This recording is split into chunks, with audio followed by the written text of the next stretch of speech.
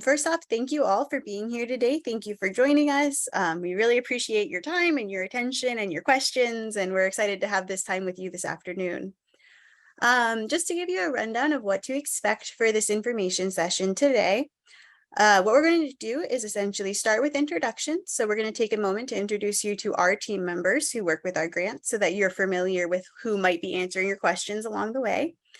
Then we're going to hop over to our website. We're going to basically look at the different categories for this grant, look at the opportunities, the information that's public facing, talk through that all together. And then we're going to leave a large chunk of time at the end for questions and answer. Obviously, if you have questions along the way, please take yourself off mute. You feel free to interrupt us. We are here to have this time with you and to take your questions. And whether that's along the way while we're talking or whether that's at the end, either way is totally all right. Just know that there will be a designated time at the end to dive into specific questions too. So those question opportunities will be available, like I said, throughout the time we're talking, but then also at the end, we will have a designated time for questions and answers. Also, just to give you kind of the general lay of the land, this normally doesn't take a full hour. So if you have something right after this, don't worry. I would say normally we wrap up in about 30 minutes, but we want to leave that extra time to make sure that you have time to ask questions and we have time to answer them. So just building that into our agenda for today. So first off, I'm going to introduce myself. My name is Angelica Hull, and I'm one of the directors of community impact at the Community Foundation of Sarasota County. What that means in my role is that I'm very involved in our grant making. So I help, build our applications, take your questions, guide you guys to the best opportunities for grants. And I also do a lot of work with our Season of Sharing initiative. And so I work very heavily in the health and human services space at the foundation. I'm going to turn it over to my colleague, Jamie, to also introduce herself, and then she'll bounce it to our colleague, Tiana, to introduce herself as well. Hi, everyone. Like Angelica said, my name is Jamie Catrine. I am another director of community impact at the Community Foundation of Sarasota County. I'm on the newer end, so I am looking forward to meeting you all if I have not yet. I work with Angelica on our grants, but I'm more focused on the education side of things and our parent support, mental health, arts, humanities, a little bit of everything. And Angelica and I work really closely together. So if I'm not able to help you, Angelica always can, and vice versa. So feel free to reach out to me if you have any questions in your grant processes, and we'll make sure you get to the right person. And then I'll throw it over to Tiana, who works with us also. Hi, good afternoon. My name is Tiana Boswell Porter. I'm the Community Impact Coordinator at the Community Foundation of Sarasota County. I have the privilege of supporting not only Angelica and Jamie, but I also support Kirsten Russell, who's the VP of Community Impact. And I also serve and support the grant making in addition to our two initiatives, Student Emergency Fund and at Explore. But I am happy to help you with any questions you may have. And if not, as Jamie said, or Angelica said, if not, we'll bounce it off of each other and support each other with giving you the answers that you need. Thank you, Tiana and Jamie. So one of the reasons we wanted to take that moment also to introduce our community impact team is that throughout this process, one of the things that we direct you to is if you have questions, we ask you to email us at impact@cfsarasota.org. As you see that email address, just know that it's going to a shared inbox that all three of us can access. So if you have a question and it goes to that inbox, I don't want you to think that that's an anonymous inbox or that, we aren't all answering it. The reason that we have it is that the three of us can then divvy that up and figure out who's the best fit for your question.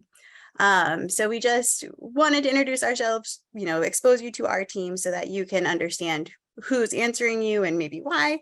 And you just know if we bounce you to different people throughout that process, it's just because we each specialize in different areas and we want to make sure that we're connecting you to the best person to answer your questions.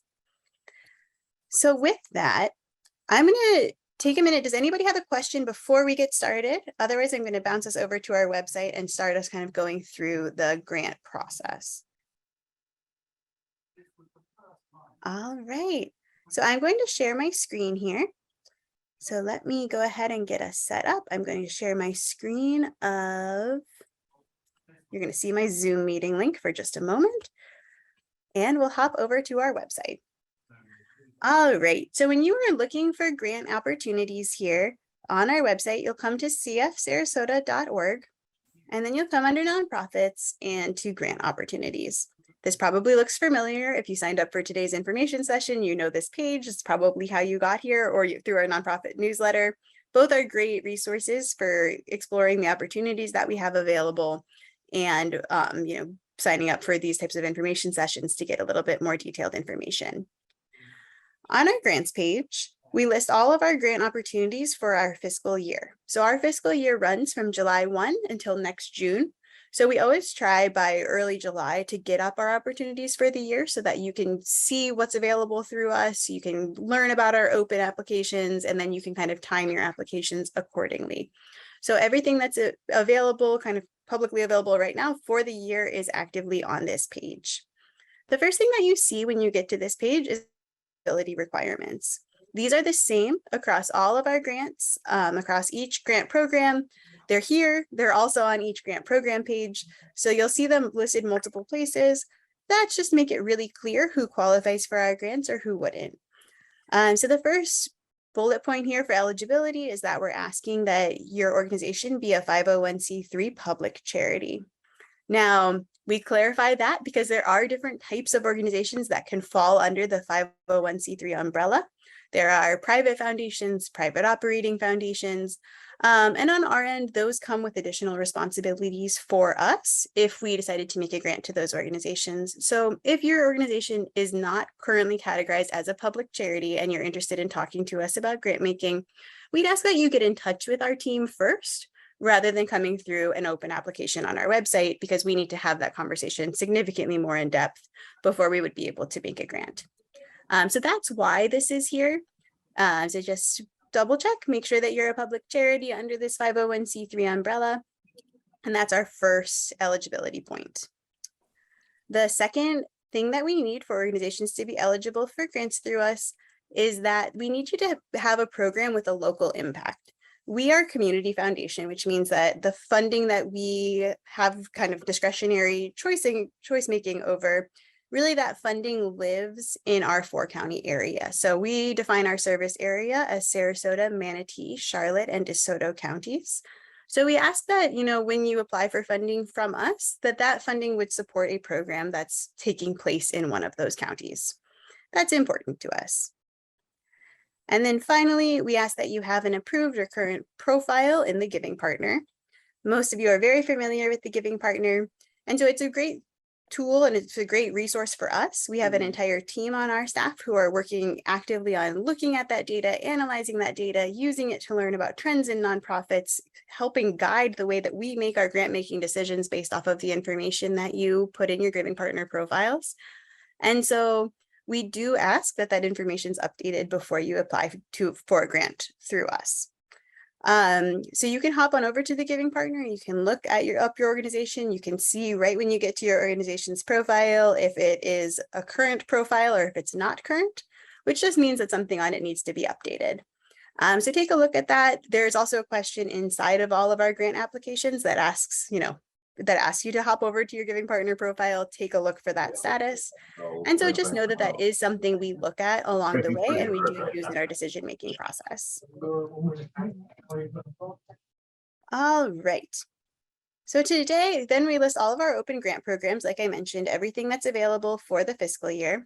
But today we're here to talk about these grants that fall $10,000 and under in that space. So I'm going to click here and take us to this page. Now, some of you have been to information sessions before, and some of you are very familiar with our grants. Some of you, this is more of your first time, learning a little bit more about what opportunities we have. For those of you who are a little bit more familiar in this space, you will know that our grant opportunities this year changed a bit. Last year, we had 2 different grant cycles that fell into this range of $10,000 and under. One was for community impact grants, which were really about, programmatic grants that were 10,000 and under. And one was for capacity building grants, really focused on building organizational capacity in the form of, creating fundraising plans or bringing on consultants to work with you in different ways. And so this year we've recategorized those and kind of put them under the same umbrella of grants, $10,000 and under. The reason that we changed, that we made this change this year, is that we learned a lot over the last couple of years of having those two cycles going on the same time that both fell into this $10,000 and under range. And what we learned is that most nonprofits felt more strongly that they could benefit more from receiving a grant that's $10,000 and under in the capacity building space. So what we saw was, as soon as we made our capacity building grants, publicly available, people could apply throughout the year.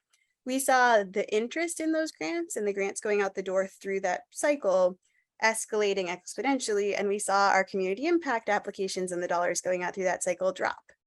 So what we really heard from you all as a nonprofit community was, in this range of $10,000 and under, really where you can get the best return on investment is something that's helping you build your capacity internally. So with that in mind, that's where we wanted to focus this cycle this year. So when you look at this focus area isn't so much different than it was in our capacity building cycle this year, because we heard you, because we heard what nonprofits were seeing and learning and doing, and really, are finding that this is the best space for grants in this $10,000 and under range. So when we look at funding priorities, we always want to be very careful here and say funding priorities are not exclusionary. This is not the only thing you can apply for under this umbrella. This is just where we are going to put a little bit of priority. It's areas that we have seen a great return on investment. It's areas where we know $10,000 can get you pretty far in this type of project.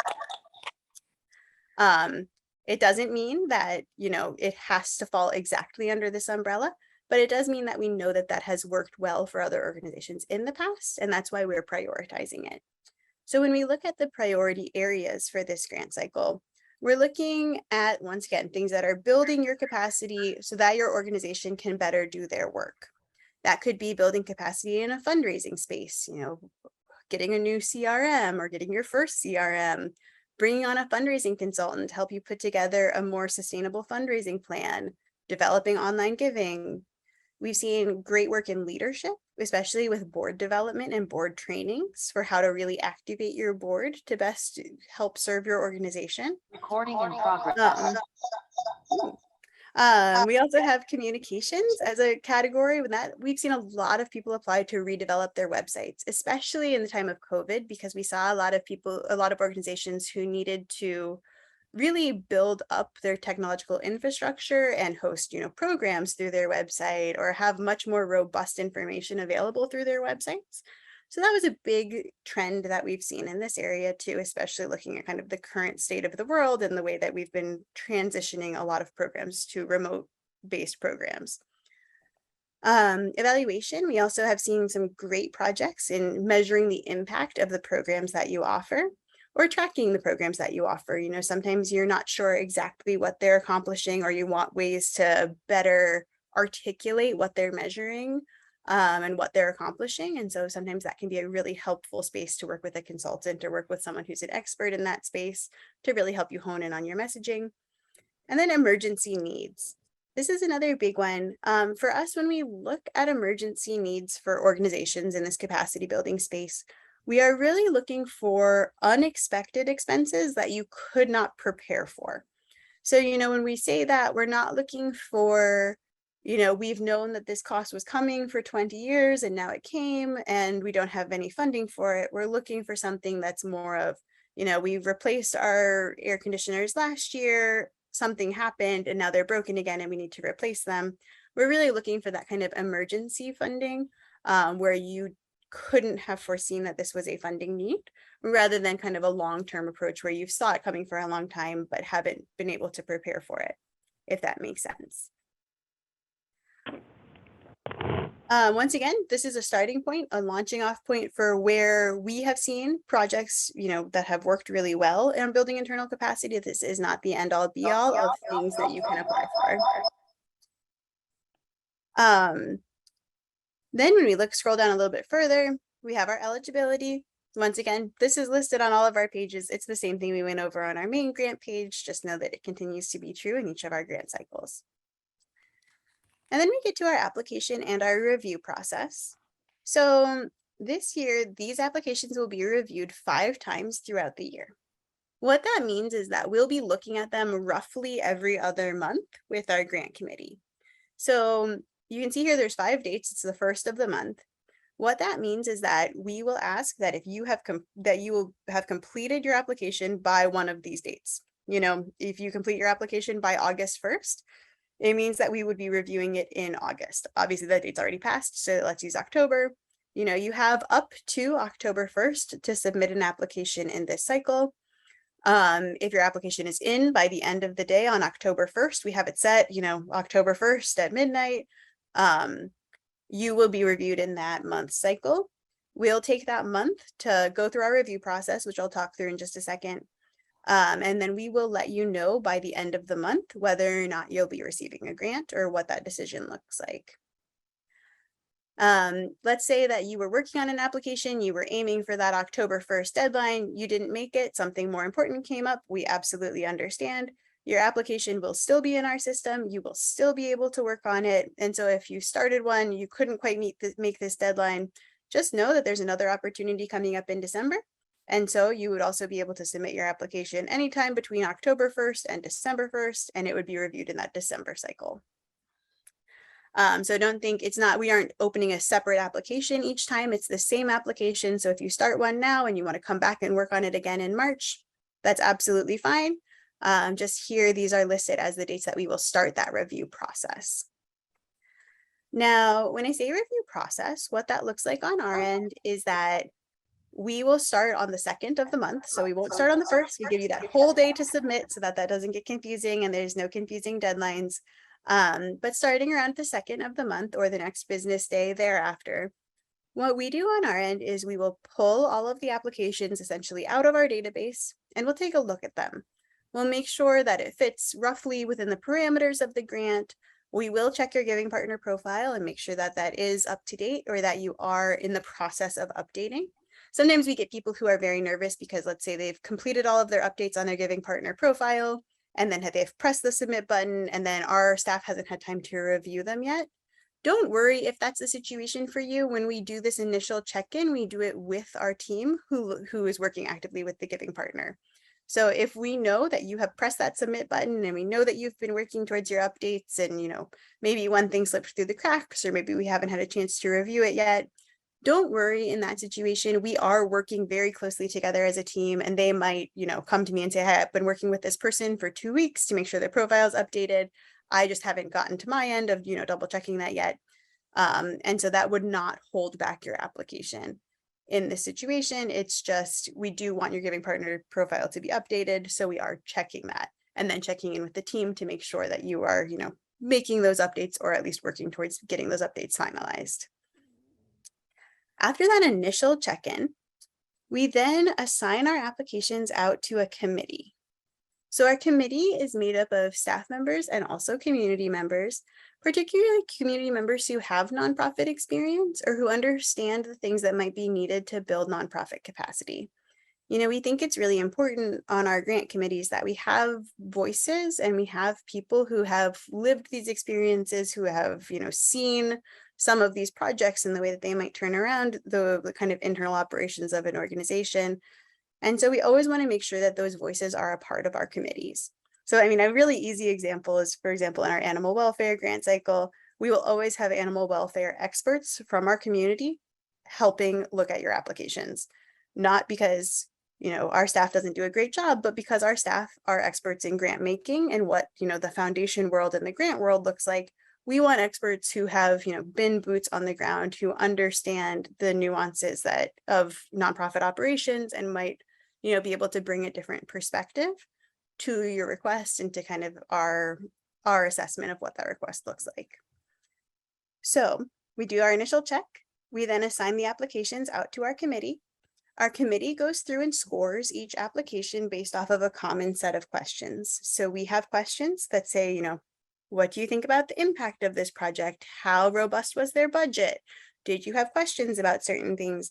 And our committee will go through and answer those questions, the same questions for each application, and score the different parts of the application. Now, those scores are not an end all be all. Once again, they are a part of our evaluation process. After the committee scores, we all come together and we have a large committee meeting, and that's where decisions are made. So when the committee is scoring applications, they have a chance to ask questions, to make comments, and then we address those questions and comments in a large meeting.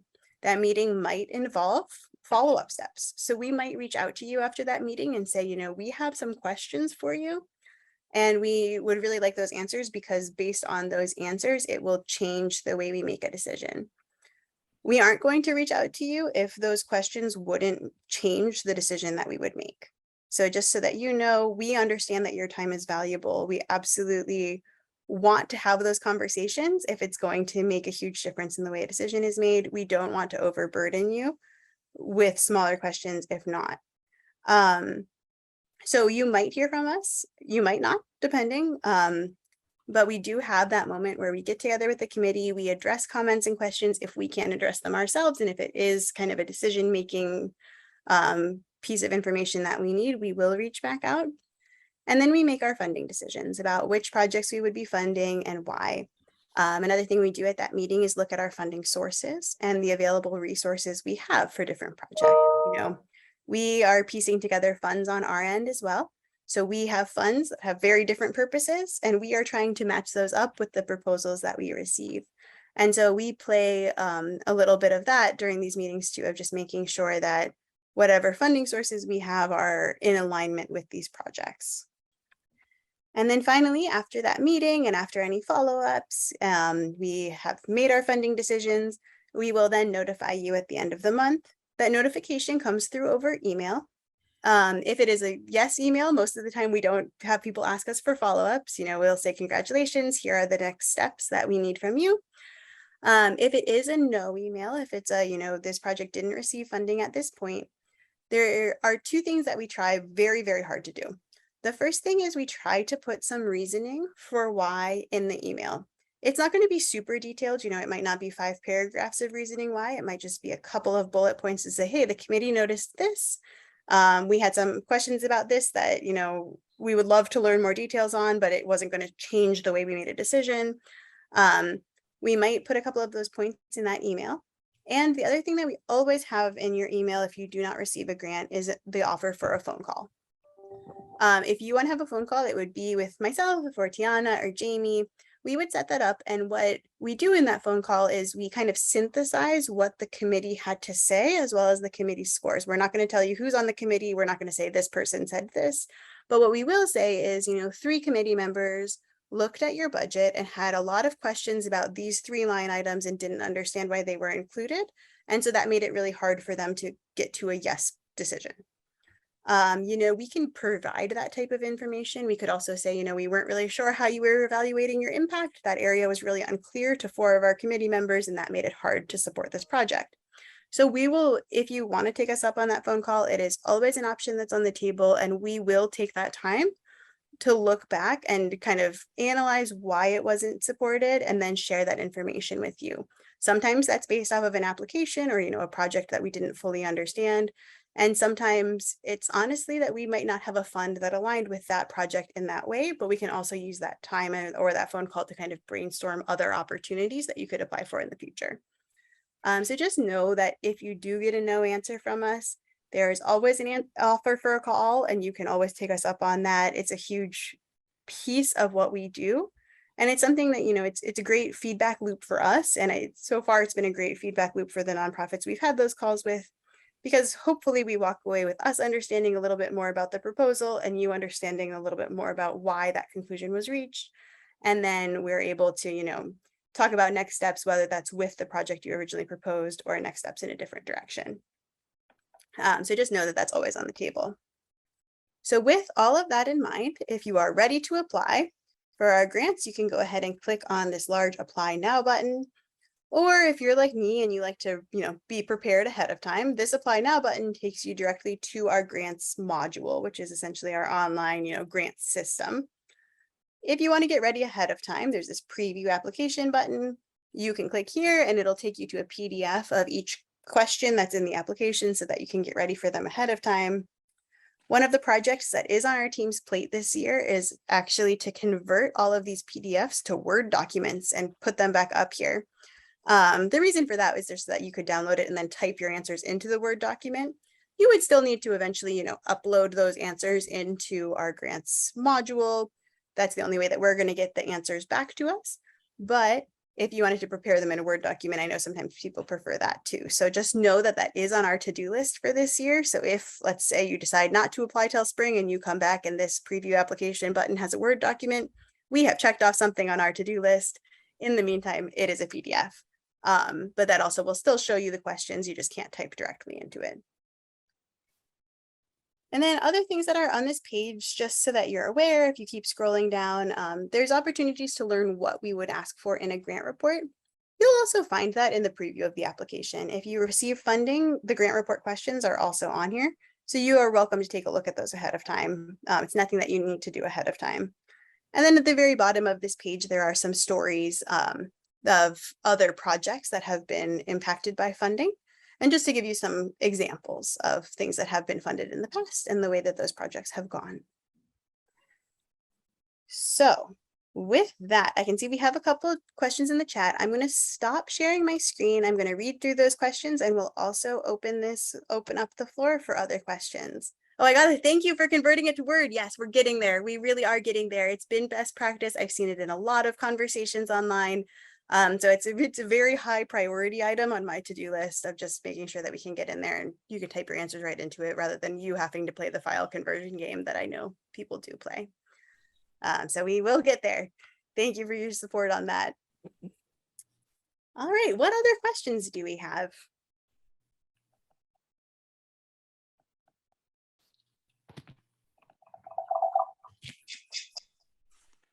All right. So we got a question of, can you have an open grant through the Community Foundation of Sarasota County and still apply for one of these grants, or does your grant have to be closed out? Currently, you can have an open grant with us and apply.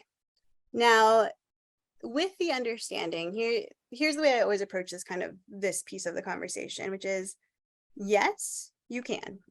What will happen is that during that conversation with the committee, during that piece where we are actively making decisions and having discussions, just know that open grants with us do come into that conversation as well. So they will not be looking at your application in a bubble. They will be looking at your application with information that says, we've also have this open grant with them. And let's say you have an open grant with us and your grant report was due in last July and we still haven't gotten a grant report, that will come into the conversation. It doesn't mean that if your roof got ripped off by a tornado and you applied for an emergency roof repair and you have a past due grant report, it doesn't mean that we will not give you your emergency funding to do your roof. It just means that it will come into the conversation and it will be something that factors into the decision-making process. It might, it might change the decision, it might not. It just comes into that conversation. Does that help answer the question? All right, and then we have another question that says, regarding the emergency needs, are we allowed to pay for an emergency in advance and then request a grant? Can you apply for reimbursement? That's a hard one for us. What we would ask is that if you're considering that, let's say there's an emergency need, you need to address it as soon as possible, and you know that it's not in your budget and you're looking for funding supports for it, we would ask that you reach out to us directly as soon as you know that you're planning on asking for support. So even if our deadline, I know we have our deadlines listed there. So there was a deadline for December 1st. We're going to be looking at these applications in December. If your emergency happens in the beginning of November, you need to repair that now. Please email us, because what we'll likely have you do is we'll probably have you apply. And then because of the emergency nature of your request, review it much sooner rather than having you wait for those cycles. So just know that that is always an option with us, that you can apply. And if it is something that is incredibly time pressing, follow up with us. We have that actually listed on our website and I will show you just so that you're familiar. So here, I'm going to share screen for one more minute. If you look up here and you look at our apply and review process and you look at this section, there's an area on our screen that says, if your request is extremely time sensitive, please email us details at impact@cfsarasota.org and one of our team members will get in touch.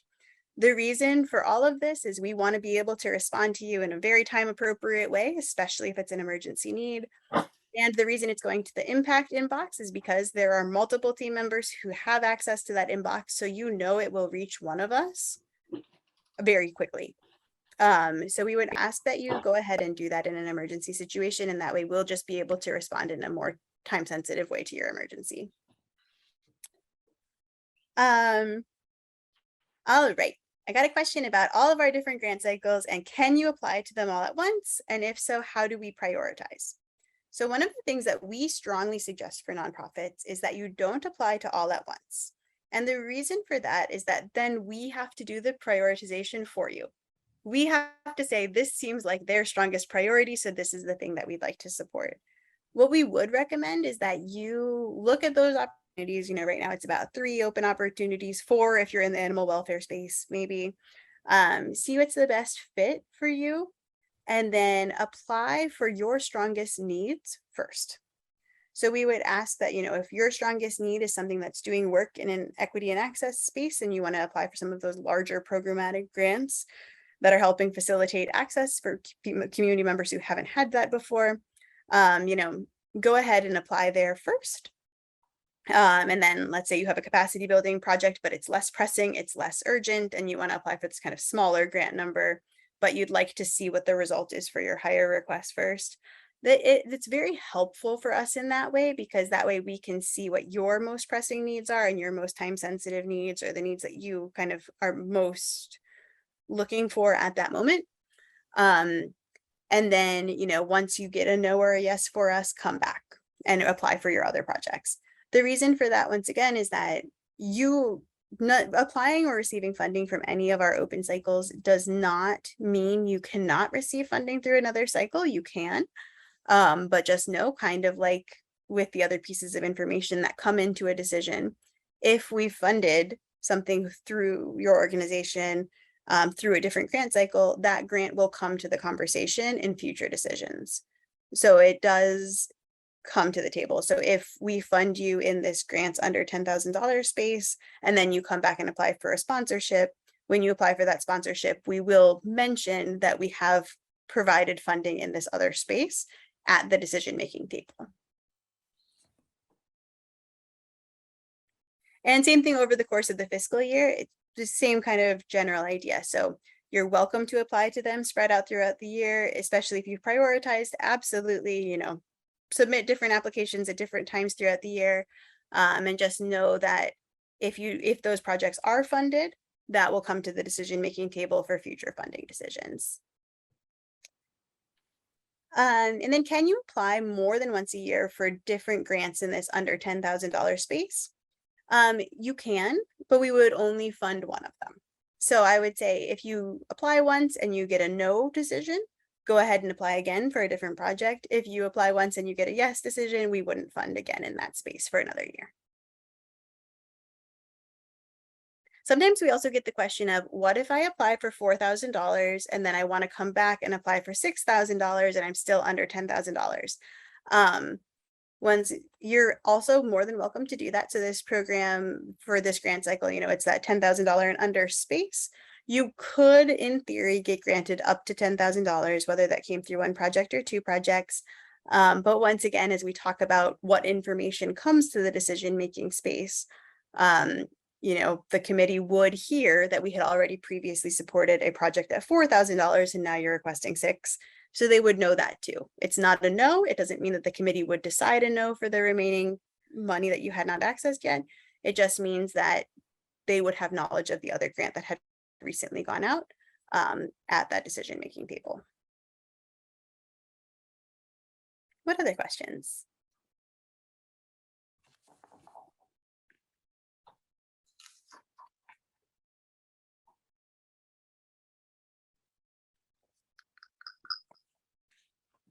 All right, we have a bit of a quiet group today, but no problem. I think we've done a great job of, having some time to discuss some questions. If you have another question, feel free to take yourself off mute, put it in the chat. If you don't have a question right now, but a question comes up along the way, please feel free to email us at that impact@CF Sarasota email address. That one goes, like I said, to all of our team members, and we can get the right person to help answer your questions to you as soon as possible. But if we don't have any other questions now, I think I'm going to go ahead and say thank you all so much for joining us today. We so appreciate it. A recording of this will be available. So if you want to share it with other teammates or anything like that, it will be available, soon hereafter, as soon as I end this meeting. And then we'll also have it on our website. So we'll be able to link to it on that grants page. So where it says grants 10,000 and under, we'll have a link there to the video very soon too, if you want to share that internally. So thank you so much for joining us today. I so appreciate you all taking time out of your schedules to come learn a little bit more. And I see one more question. Jessica, if you want to stay on, I'm happy to answer that too. So a little bit more about our local impact eligibility requirement. So saying that, some groups have digital programs that are strengthening capacity to eventually have in-person programs in eligible regions. Jessica, this might be a good one for us to connect about one-on-one. Because I would be interested in learning a little bit more about how that structure works and then how the digital programs would translate to a local impact. So if you don't mind shooting us an email at either, you can email me directly at ahull@cfsarasota.org, or you can email that impact@cfsarasota.org. We'll set up a time to maybe touch base on the phone, because I'd love to hear a little bit more about how this structure works and see if we could make it into a fit. Oh, hey, quick question, Rick. Shit. All right. With that, thank you all so much again. So appreciate your time today, and we look forward to receiving your applications or your questions as they come up. And just thank you for all that you're doing in our community and for making time to be with us today. We'll be talking to you soon.